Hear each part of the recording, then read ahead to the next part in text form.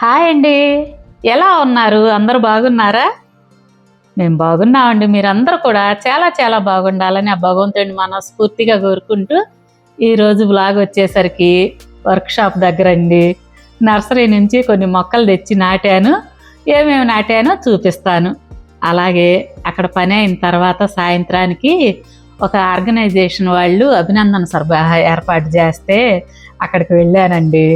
అక్కడ నా జీవితానికి సంబంధించి ఒక ముఖ్యమైన నిర్ణయం తీసుకున్నానన్నమాట.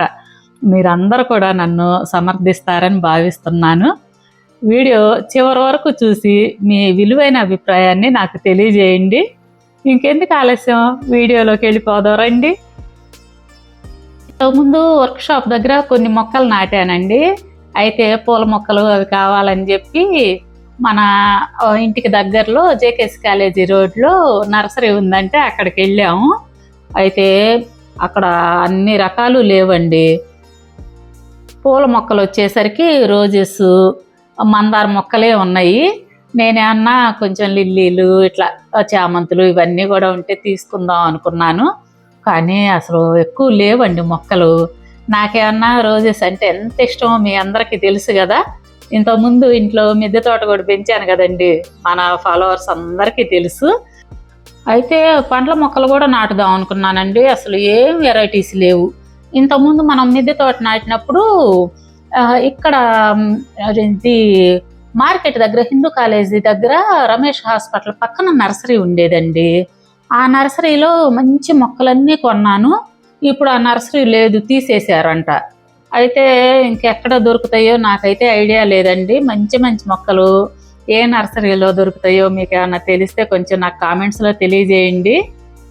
సరే, నర్సరీకి వచ్చాం కదా అని చెప్పి మంచి కలర్ ఉన్న గులాబీలు, మందారాలు తీసుకొచ్చానండి. ఈ మొక్కలు వచ్చేసరికి నాకేంటంటే గులాబీలు రకరకాల ప్రయోగాలు చేయటం ఇష్టం అనమాట. ఈ రెండు మొక్కలు కలిపి అంటుగడితే అండి, ఒక ఫ్లవర్కే అట్లా రకరకాలు, అంటే ఎల్లో, రెడ్ ఇట్లా నాటామనుకోండి, ఆ సారలతో ఒకే ఫ్లవరు పూస్తుంది. అట్లా నాటుతామని చెప్పి నేను ట్రై చేస్తున్నా. ఇట్లా అంటుకట్టించి రెండు రకాల పూలు పూపిచ్చే విధానం మీకు ఏమన్నా తెలిస్తే, ఏ మొక్కలు అంటుకట్టచ్చో కూడా నాకు కామెంట్స్లో తెలియజేయండి. మన మట్టి వచ్చేసరికి భలే సారవంతమైందండి. వర్మీ కంపోస్ట్ కూడా తెప్పించాను. చూసారా, ఇవి వానపాములు ఎంత బలంగా ఉన్నాయో. ఈ వానపాములు కూడా ఉంటే ఆ మట్టి మంచి సారవంతంగా తయారవుతుంది కదండి. అందుకని చెప్పి వర్మి కంపోస్ట్ కలుపుతున్నాను. అయితే మొక్కలు వచ్చేసరికండి చాలామంది ఇప్పుడు వాళ్ళు అమ్మిన దగ్గర తీసుకొస్తారు కదా, తీసుకొచ్చి ఆ వేరు అనేది డిస్టర్బ్ చేసి నాడతారండి. నేనైతే గనక ఈ ప్లాస్టిక్ కవర్ ఉంటుంది చూసారా, ఆ కవర్ వరకే తీసేసి మట్టి అది ఏది డిస్టర్బ్ కాకుండా నాటుతాను. అట్లాగైతే బాగుంటుంది అని నాకు ఆలోచన అనమాట. మరి మీరు ఎలా నాటుతారో నాకు కామెంట్స్లో తెలియజేయండి. ఈ మొక్కల పెంపకం అనేది మహాసముద్రం అండి.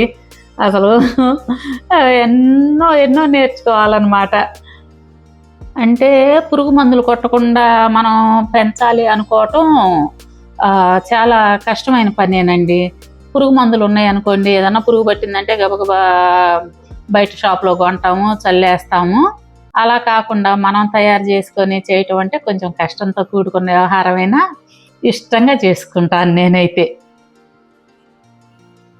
ఇక్కడ వర్క్షాప్లో పని అయిన తర్వాత గుంటూరు గార్డెన్స్లోని వెంకటేశ్వర స్వామి గుళ్ళో అభినందన సభకు వెళ్ళామండి. అక్కడికి చాలా పెద్ద పెద్ద వాళ్ళు వచ్చారు. అంటే గుంటూరు జిల్లా కమిషనర్ గారి దగ్గర నుంచి ఎమ్మెల్యే గారు, మిగతా పొలిటీషియన్స్, పెద్ద పెద్ద వ్యాపారవేత్తలు, గుంటూరు సిటీలో ఉన్న ప్రముఖ డాక్టర్స్ అందరూ వచ్చారండి. ఇంతకీ విషయం ఏమిటంటే, క్రియాయోగ అనే యోగ సాధన నేర్పించే గురువు గారు ఉమామహేశ్వరరావు గారికి అభినందన సభ జరుగుతుందన్నమాట. తను ఇప్పటికి 100 సార్లు రక్తదానం చేశారండి. తను వాళ్ళ మిస్సెస్ కుమారి గారు మాకు మంచి ఫ్యామిలీ ఫ్రెండ్స్ అండి.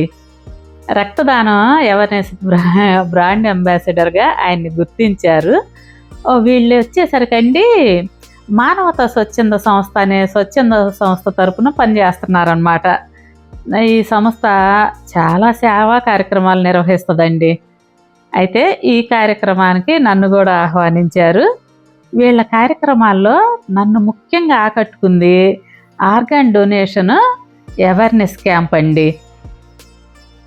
నేను కూడా ఆర్గాన్స్ డొనేట్ చేయాలనేది నా చిరకాల వాంఛ అనమాట. ఎప్పుడైనా టీవీ న్యూస్లో, పేపర్లో వాళ్ళు చనిపోతూ 5గురిని 6గురిని బతికిచ్చారని హెడ్లైన్స్ చూసినప్పుడల్లా నా మనసు బాగా కదిలేదండి. నేనెందుకు ఆర్గాన్ డొనేట్ చేయడానికి ముందుకు రాకూడదు అని అనుకునేదాన్ని. ఎంతోమందికి ఎన్నో రకాలుగా ఉపయోగపడుతున్నాం కదా, చనిపోయిన తర్వాత కూడా ఉపయోగపడటం అంటే ఈ జీవితానికి అంతకంటే కావాల్సిందే ఉందండి. సభాముఖంగా నేను కూడా నా అవయవాల్ని డొనేట్ చేస్తున్నట్టు సంతకం చేసి ఇచ్చానండి. మా వారికి, మా పిల్లలకి నా అభిమతం తెలుసు కనుక వాళ్ళు కూడా నా నిర్ణయాన్ని సపోర్ట్ చేశారండి. అయితే అవయవ దానానికి సంబంధించి మూఢనమ్మకాలు చాలా ఉన్నాయి కదండి.